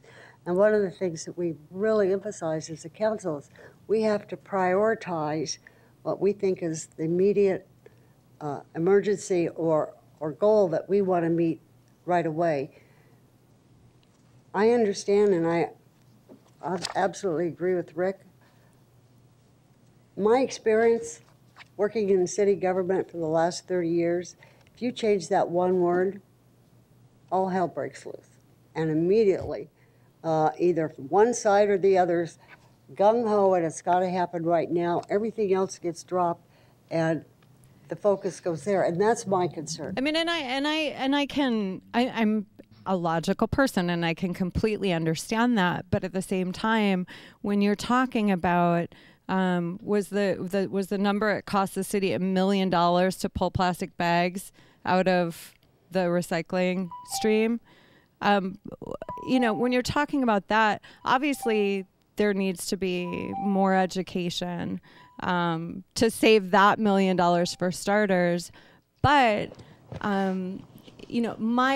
my plea would be that I don't want to keep doing this for another 3 years. I have other things to do, and I would just like it to be put somewhere on the front of the, because I don't think you're going to hit that goal if you don't do this, and I don't think the presentation that's coming up is going to be supported if you don't do this. So can you please at least tell me that it is going to be on the top of the list and that you're going to actually, like, that this is not going to be another 3 years of my time? Well, I will not make that promise. I don't make promises I know I can't keep. I will tell you it has been elevated today. I think the last presentation we had, we just set a whole new priority, and to me that was a top priority on how we do this. You're in the short list is what I will promise you. It definitely should not take 3 years, but yeah, I mean, I'm not going to because really it's like if you think about the small amount of things I understand multiplied, I mean, we could fill up this building numerous times, probably every week, and that's not. I need you to wrap up. Yep, I have I'm some more good. time. Thank you for your time. And thank you, because it's a good, just cause. I don't want you to think that's being dismissed in any way, because it's not. I know that it is. So, Can I say something? yes. Stacy, thank you for your passion and for bringing it to our attention for the last 3 years. There are, as stated, there are a number of different projects that many have been working on for probably the last 10 years on diversion, and we're getting to the place where we're getting. I hear you. I will do my best to work with the staff to make sure that we are moving and taking the steps that are needed to move ahead. Can't make a promise that it will happen so quickly in the next 3 years, but you hear me that we are moving it forward. The other item that we may have to look at different options before we get to the end game. And there may be in between place different options to get to where we need to get to in this moment and in the time. So I hope you don't feel that we don't hear you, because we do hear you. We hear you loud and clear. I especially hear you on Facebook and appreciate it. So just letting you know you've been heard. Great. Mary Wolf Francis.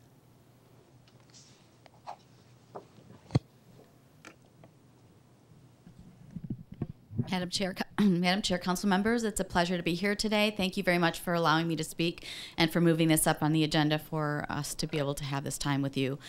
My name is Mary Will Francis. I work for Dirt Environmental Solutions. We have a facility, so you're nodding your heads. You might have been there before. I know Councilwoman Gallego has been there before. We have a 72,000 square foot facility at 836 East University Drive, just off of 7th Street, south of the downtown area. We are an environmentally friendly company. We do prefabricated interior construction solutions that are sustainable, reusable, reconfigurable to mitigate the need for drywall, which is extremely environmentally unfriendly. We are a Canadian-based company. We take our environmental story very seriously.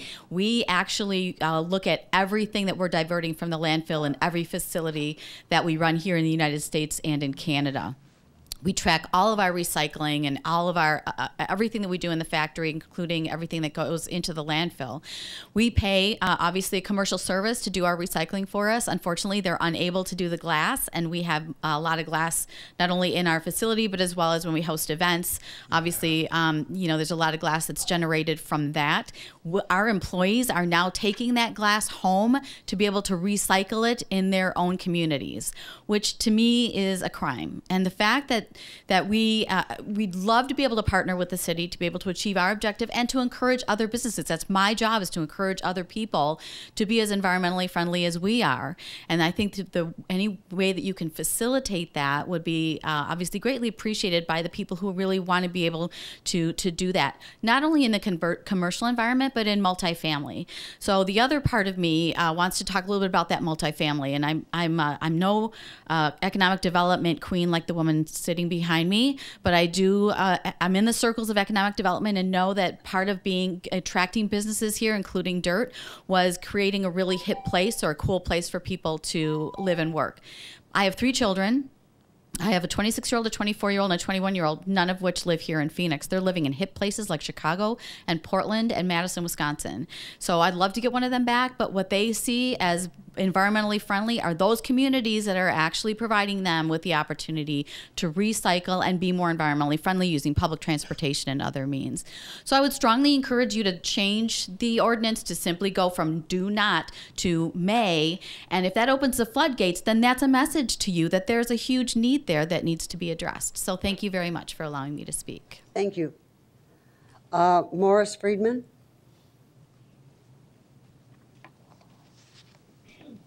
Hello, good morning, Madam Council Chair and staff. My name is Morris Friedman. I am the president and CEO of Friedman Recycling. I am just insulted and hurt that my name is not up on that board right there. We're a family-owned and operated company based here in Phoenix. We've been servicing Arizona since 1977. So I'm just here to let you know that Friedman Recycling, we've grown to service the Southwest. We have facilities in Albuquerque, El Paso, Las Cruces, Tucson, here in Phoenix. We handle over 25,000 tons a month of recyclable materials. We're in the solid waste hauling business. And I'm here to let you know that we're here to support the city of Phoenix and their initiative to divert materials from the landfill.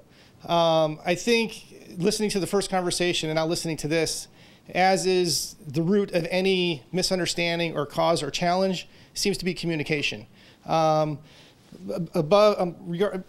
addition to the people listed above there's probably over 20 companies in town currently on the private sector that offer recycling services. So the need or the void of people feeling that there's not an outlet to recycle at least on the commercial side is mind-boggling to me, because we've built our company based on commercial recycling. We've become the largest private recycling company in the Southwest based on commercial recycling. So we are here to help.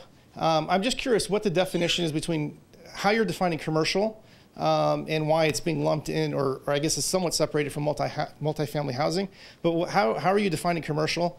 Again, just I'll stand for any questions if you have, but just to let you know that we are here to help. There are people very active in that arena on the commercial and multi-housing. We do handle residential recycling as well in all of our facilities, and there are companies out there that are willing to participate. One thing that everyone has to understand, and you touched on it somewhat, is the economics of the programs. Stuff is not for free. Recycling is a good thing. It's a feel-good thing, but there's an economics to it. So you're dealing with a commodity. Your source of income is all over the board, but you have steady costs, and that's something you have to be aware of on the recycling side. So the economics of it is an important factor that cannot be overlooked. Again, the commercial businesses, they're there, services are there, but there's a cost to it. So you're not going to get the service for free. So that might be one of the hurdles. And we could not agree with you more on the economics, which is why our next agenda item, we're hoping to make sure businesses are aware and can take advantage of those streams, because we do have some products, including glass, where there's maybe not as much demand in our local market as we'd like to see. And I think the city is going to try to be a partner on that. Do you service apartments? We do. And would you guess what percentage of the apartments that have solid waste also have recycling? Oh gosh, I don't know. Probably minimal. One of the problems or concerns with multi-housing complexes is, as you touched upon it on your own, as you see, is the contamination rate. The source of accountability in multi-housing, to be able to go back to somebody and say, listen, we constantly are servicing your recyclable container, but yet 50% of it is trash. And then we're picking that up with a truck, and we're including that into clean loads of recyclable, or clean containers of recyclables that we've already picked up. And now we contaminated an entire truckload. Then that gets to the tipping floor, and now we contaminated even more material. Versus single housing, where you have inspectors that go out and inspect containers, or your truck drivers, as they're dumping individual containers, can identify contaminated containers. Then you could take that to a specific house and hold that household accountable. As you mentioned, you were removing containers because the materials was contaminated. So that's one of the larger issues that have to be addressed in moving forward with multi-housing, is the accountability factor. Because quite frankly, what we found is that it becomes a third or fourth or fifth trash can and not necessarily a recycling container because of the contamination rate. So again, goes back to an previous statement, is education and communication. If I could just briefly, you talked about the $20,000. We just finished a 6-month campaign, educational campaign for the city of Las Cruces. Multimedia, we spent $35,000, and that was for 6 months in the city of Las Cruces, and it barely touched the surface. So in order to move forward and get everything out, $20,000 is, it's as I'm sure you're aware. So thank you. I don't know if I answered your question. I don't have that specific statistic. Okay. I mean, what we've heard, you mentioned minimal amount of recycling, and we hear that from people. We just did a major community conversation called My Plan Phoenix, and one of the top things people said they wanted to change about Phoenix was they couldn't recycle at apartments. And it was actually a similar process that brought us our residential recycling program under Mayor Goddard years ago. So we're trying to, if people say this is one of the big things we want to change about. Right. So as you address, the two biggest hurdles are space, right? Where are you going to put, when apartment complexes are permitted and built, their retention basins for their trash cans are built from one trash can. So now if you're not building complexes with having that in mind, the infrastructure, then where are you going to put that second container or third container for recycling? And then is already, how are you going to pass on that the fee? Because there's going to be additional cost. And apartment complexes it's a competitive industry, and people are reluctant to pass on additional costs to their residents. So those are two large challenges. Thank you very much. All right, thank you. Okay, I don't think this calls for. Madam Chair, this item is posted for possible action, but staff doesn't have any particular recommendations here. We just wanted to get whatever direction you'd like to give us, or none at all, and we'll come back with more information in the future. Well, I think we've given direction, so I don't think it actually takes action at this point until they bring us back something that's really tangible. Can I ask a few questions? Sure. So if we did change the ordinance to say May, I don't think we'd have a huge flood of people coming in and saying we want recycling at our apartments. I think it would be a few at a time and might give us a chance for a pilot. Madam Chair, Councilwoman Gallego, that I can't answer your question. The way we're looking at it is we are starting to look at this. We would do a pilot area and just leave it in a small pilot area to make sure that we continue with the efficiencies we have within our program. Because we don't want to open it up citywide, and then we get one in, northwest Phoenix, and then our next customer is in Ahwatukee. We just want to make sure that we are as efficient as we can if this does change, that we do it in small increments, just like we're doing with our Green Organics program, that we're focusing in certain areas to know where we can gain some efficiencies and actually do the program. Thank you. Thank you. Any other? I have questions, or I have maybe an idea, or maybe we could look at it. I have several friends that are townhome rentals. Their area does not offer, their complex does not offer recycling. They could hire a private company, but they choose not to.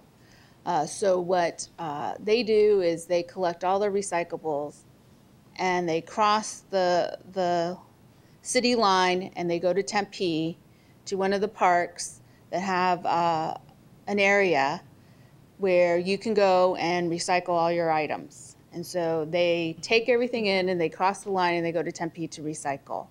Is there a possibility that we could look at our parks or some of our areas and zones to build that type of for that need to build that type of infrastructure for temporary recycling?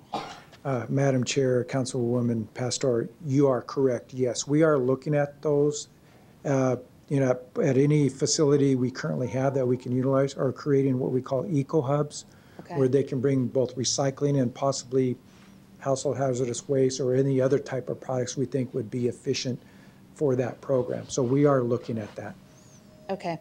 And then in addition to that, with Councilman Gallego and the comment of changing the language, I would like to know what the cost would be and what that would look like and how it would phase out and phase in and eventually what the total phase in would be. Is it possible to do a pilot? There's always a possibility to do a pilot, okay, correct. We do have that type of equipment currently in our fleet now where we are providing some form of commercial type collection, which is a front load truck where we collect some of our governmental facilities and stuff where it's a front load bin. So we do have some of that fleet and some of that infrastructure in place. But if we did a pilot, we would have to make sure that we could do it in a way that we utilize the existing equipment that we have in place at this time. And has anybody reached out to AMA and had dialogue with them? Since former Councilman Tom Simplot is leading it, maybe we can have those conversations with him and see what we can do to, or who's willing to pilot with us and see what it's, the cost and everything. Mm-hmm. So Madam Chair, Councilman Pastor, I think we can come back at a future meeting with a report that addresses these issues about what, if we were to get into that, what might it look like? What might be an implementation plan or a pilot, costs, those kinds of things. It's going to take us a little while to pull that together, but we'd be happy to come back with a report that addresses these issues. Thank you. We are scheduled to end at 11, but we do have this last, can you all, you have an 11? Can you stay? Can you stay? I can stay till 11:15. We can be quick. All right, you're going to have to talk fast. We will go back to this item. Madam Chair, Subcommittee members, this is an update on our Resource Innovation Campus. And Councilman Gates said this earlier, that our focus on diversion is about both improving the environment, but it's also about saving money.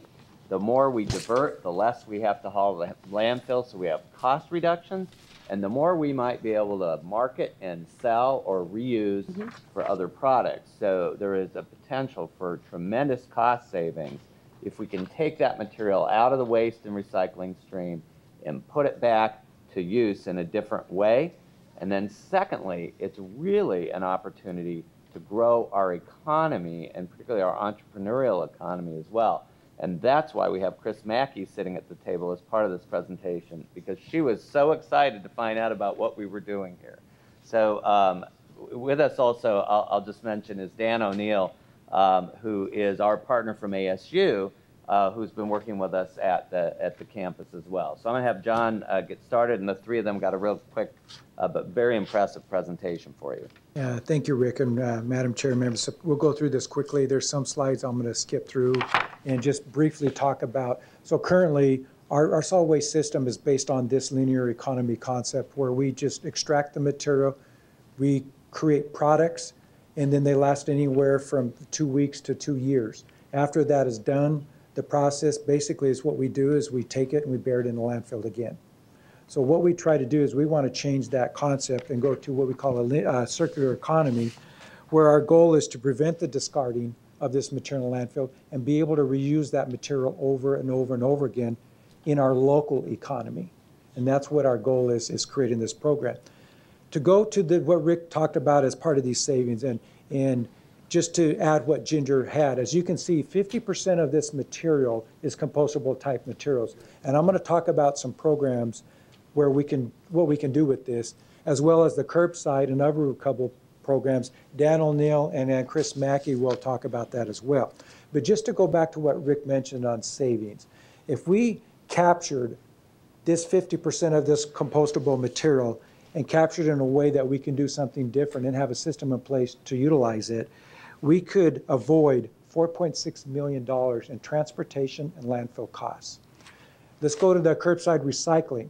If we could capture 100% of that material and do something with it instead of just burying it in a landfill, we can net $4.5 million and $4.55 million in additional revenue. This other recoverable materials, which is the 10.3%, if we could capture that material, we could reduce our transportation and landfill costs by over $900,000. This is all resources. Again, as we mentioned, this is a resource that we could use for another purpose. So what we want to do is we're creating what we call a resource innovation campus that changes that model from a linear economy to a circular economy. And the mission is to become a model of that circular economy that drives economic growth, as Rick mentioned, and job creation through education, collaboration, and innovation. And to do this, we want to make land available and maximize the use that we currently have in our system. As you can see here outlined in red is land that we have available for both businesses and manufacturers. And then in blue is land that we're going to be made available for our composting facility that I'll talk about later, as well as our Resource Innovation and Solutions Network and Incubator that Dan O'Neill is going to update you on and talk about as well. So as you know, and first of all, thank you, John, and Madam Chair and Council members, thank you for the opportunity to speak with you today. As you know, on July 2nd, we entered into an IGA after about 18 months of planning for about $3 million, $2 million from the City of Phoenix, and about $1 million from ASU, the unit I work for, the Walton Sustainability Solutions Initiatives, to create the Resource Innovation and Solutions Network. We've started about 10 different projects during that time, some of which are done, some of which are in process. I'll tell you about a few of them. ASU has also taken upon themselves to spread this globally. This is what you're doing here at the City of Phoenix is actually global thought leadership in my mind. Similar initiatives are beginning to emerge around the world. We're helping be part of that. But the City of Phoenix is getting a lot of notoriety in this community for what it's doing here. So if I could just explain couple quick projects. This one we call both the immersion and diversion. Paradise Valley Union School District, 44 campuses, 41 of them in the city of Phoenix boundaries, 33,000 students, 3,000 faculty. At the superintendent and board level, took on the challenge of increasing diversion rates, and have done it in a three-pronged method. One, by improving policy and diversion infrastructure, recycling infrastructure in the schools, and then by teacher development and student-based learning outcomes. So we did 9 pilot schools this year. We're getting excellent results, a lot of engagement, and we'll roll it out to the remaining schools next year and then begin taking the model. We're codifying the model that we've used and propagating it to other school districts around the valley. Another example is a food diversion program, which builds on the one that John talked about earlier, that is a pilot program to deal with the technical aspects of composting. We're looking at the food scraps from a perspective of large point collection to see if we can help build the mass of tonnage that is necessary to support larger scale programs to create valuable products like compost and natural gas. Which could be used to fuel fleets of the city of Phoenix and other large fleet providers. Another program that is really consider a signature program is one that we're just kicking off, which is a valley-wide look at green organics and how to build a valley-wide system around that. It's interesting that the city, what really excites me about this is the city of Phoenix leadership in this regard has brought 8 other funding entities to the table. That includes 6 other cities, 2 counties, and the tribe. We're working mostly in the public sector so far that are sharing the funding of this design project. And it should result in the flow of a lot of additional material to different kinds of solutions, but in particular to the 27th Avenue campus, Resource Innovation Campus that John just spoke of, one aspect of which will be a technology solutions incubator. The short story here is we don't intend to duplicate or replicate any of the great entrepreneurial infrastructure that's been built in the Valley over the last 10 years, but to have a niche incubator that will be a physical place where physical stuff is done with physical resources. So the location next to feedstocks is the critical aspect. We'll partner with other incubators and accelerators to deliver the entrepreneurial education. With that, I'll turn it back to John. And also, that was one component that we looked to add to the property at 27th Avenue Transfer Station. The other one that have undertaken is the preliminary design of a composting facility. As Ginger mentioned, we're putting systems in place to start capturing green organics and possibly food waste in the future. And to do that, once we capture it, we got to do something with it. So we are designing a system that currently, right now, and then this is the preliminary design of that system where the first phase, we could accept up to 110,000 tons of compostable material. And in the future, we'll have space available for up to 220,000 tons. So we can double if we need to for the future. So the investment in this facility will not be cheap. However, the return on investment, as I mentioned earlier, will occur through the savings in both landfill and transportation costs, as well as future revenue through the transfer station, as well as future revenue of the sale of this compostable material that we plan on doing. And so during the budget process last year, just as a reminder, that City Council did approve the CIP program for this process. And also in November, they also approved to do the preliminary design that you see here.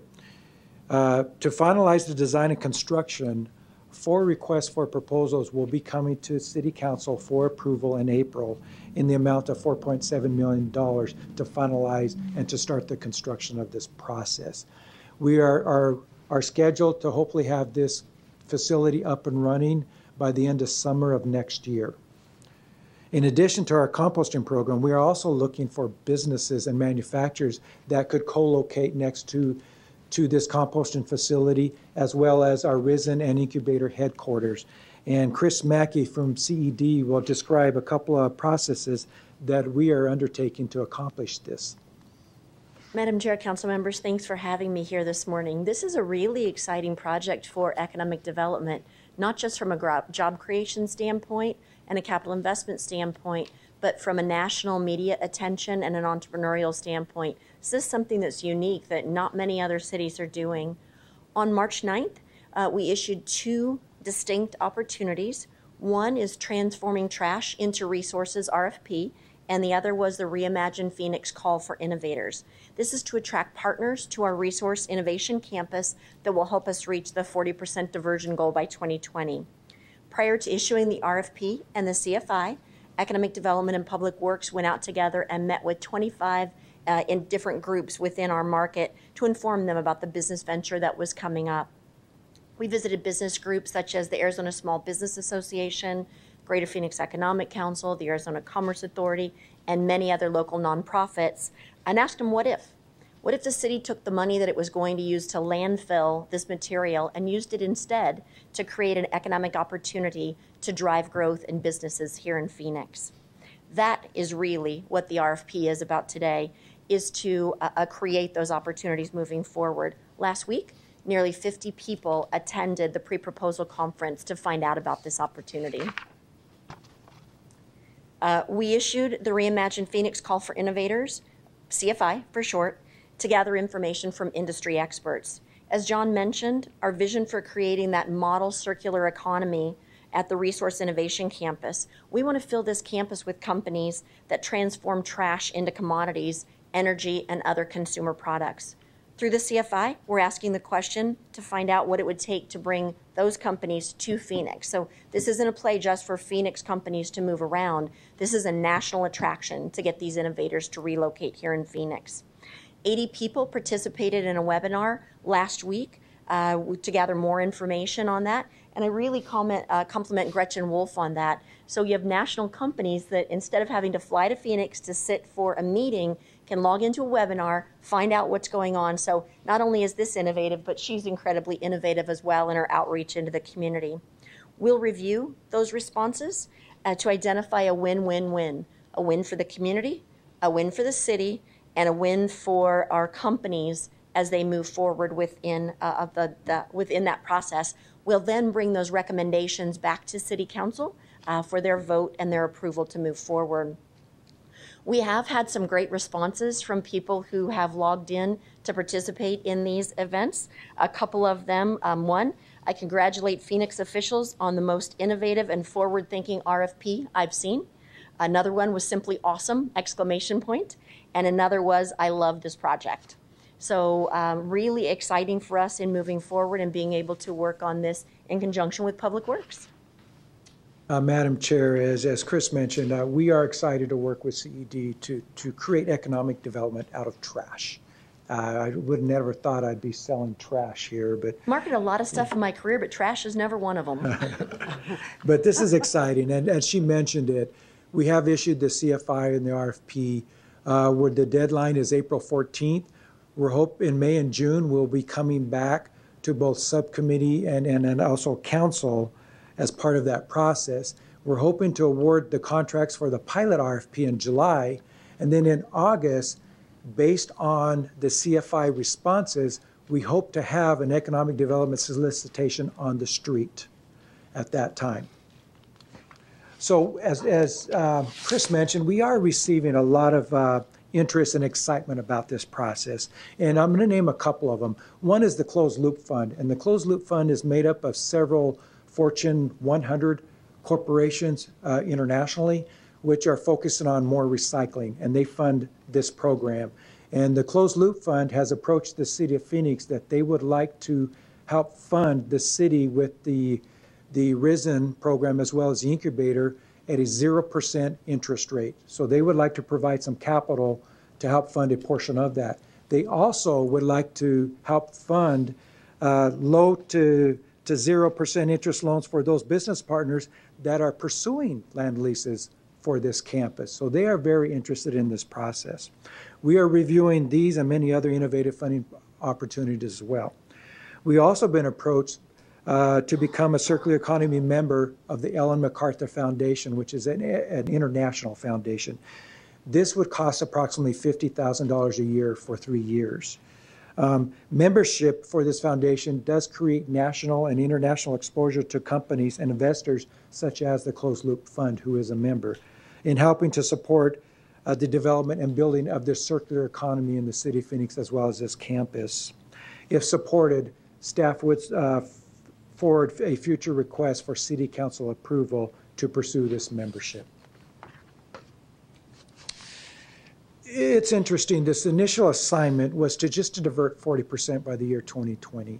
And we've come a long way since that time when we officially set that goal. And our data and research has shown by treating trash as a resource, we can create the potential for a world-renowned and respected model in turning trash into a resource that creates community programs and incentives that do encourage behavior change. And all this leads to creating opportunities, as you see, for citizens, businesses, entrepreneurs, and innovators. Madam Chair, that does conclude my presentation. Did you want to make a comment? I was just going to make a comment on the student, the Paradise Valley. I don't have the slide here. Madison School District is doing a really good job in diverging or recycling, and in particular, Simus Elementary. They have trained all their kindergarteners, which one is mine, all the different systems in recycling. Everything they use goes into some blue bin. The food is also a part of training them on what they're going to do with the food. They have, and I don't have the exact number, but they have turned that whole system into dollars and monies, and all those dollars, all that funding goes back into their programming, in their after-school programming. So I would look at them also as one of the model schools. They've received awards over this, and see, and it's all volunteer and it's all parents doing it. So it's one way. Maybe I was just sitting here thinking of ways to expand that into other school districts and to get them organized and help them gain some additional dollars. So thank you. Thank you. Councilwoman Gallego. Thank you so much. Very exciting. I think we should also work to get this data in front of businesses who are unlikely to locate at the campus, but we already have some great existing businesses, Dirt being one of them, who are doing great things, and we ought to make sure everyone, I don't know that Dirt would need some of this data, but since they were here, but they are doing great things. We got to see blue jeans become wall insulation there. So good to share the data even with people who don't want to join the campus. And every time we talk about this, I do like to mention that this campus is an area with some air quality challenges, and we are a city where we have people living near industrial areas, so we ought to balance that as we look at waste to energy, but also try to be responsible about our local air quality issues. Thank you for your work on this. To me, this is one of the most exciting things we're doing as a city, turning trash into money, and I really applaud all your efforts so far. This is going to be a winner. I know that good possibly other cities want to join in on this. And, you know, when you look at resources, especially when you're talking about what I consider my garbage, the food waste, you're right across from a huge jail complex. I mean, I would think that would be a gold mine right across the street from you. You've got, what, 4 or 5 of them sitting right there, as well as some of the other areas that provide large food services to people. As we've discussed, John, you've got to convince me how to save that at my house without the flies and the smell. But I'm sure you'll come up with something that's very innovative and might be part of this on this campus. But I look forward to you coming back, telling us the progress, who responds, and what your ideas are, because this is our future, and I think it is absolutely a golden opportunity to once again, Phoenix be an international leader in this. And thank you, ASU. Couldn't do it without you. Well, thanks to the city. It's been a great relationship and a great learning experience and very innovative, a lot of fun. Good, thank you. Any further comments? Okay. I believe that's it. Thank you very much for coming and presenting. Our regular transportation, this was a special one, is tomorrow. Thank you for making time in your schedules to do this, and we stand adjourned.